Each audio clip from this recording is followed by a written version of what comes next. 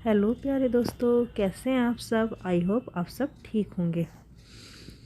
यूनान के एक दार्शनिक सुकरात से मिलने एक धनी व्यक्ति पहुंचा, लेकिन सुकरात ने उसकी ओर ध्यान नहीं दिया।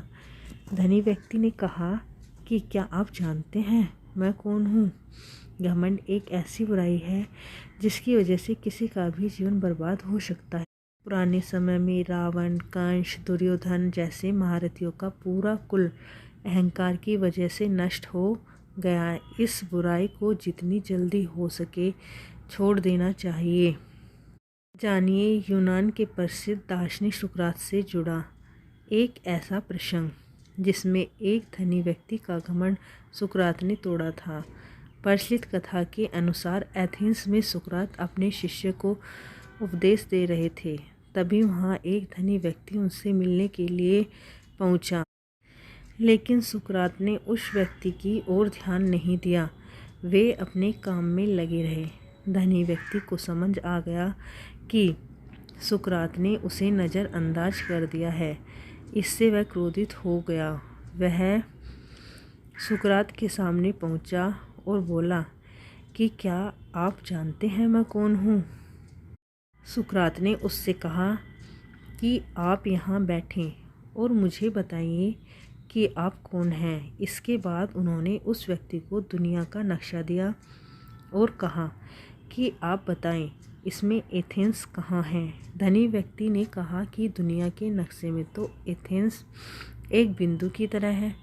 उसने एथेंस पर उंगली रखी और कहा ये एथेंस है। सुकरात ने उससे फिर पूछा, अब इसमें ये बताओ कि तुम्हारा घर कहाँ है।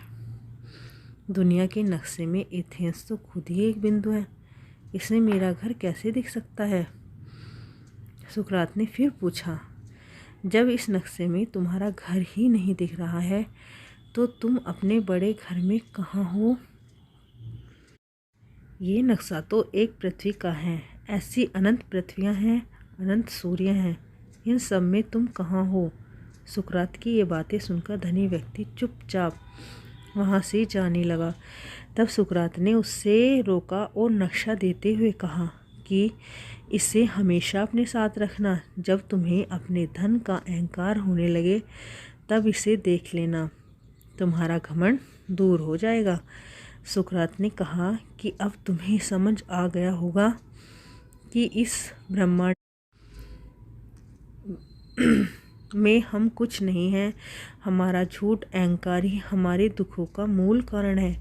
इसे जितनी जल्दी छोड़ देंगे उतना ज़्यादा अच्छा रहेगा। जिस दिन हम इस ब्रह्मांड को जानेंगे, चारों ओर देखेंगे तो समझ जाएंगे कि इस सृष्टि में हमारे जैसे असंख्य जीव हैं।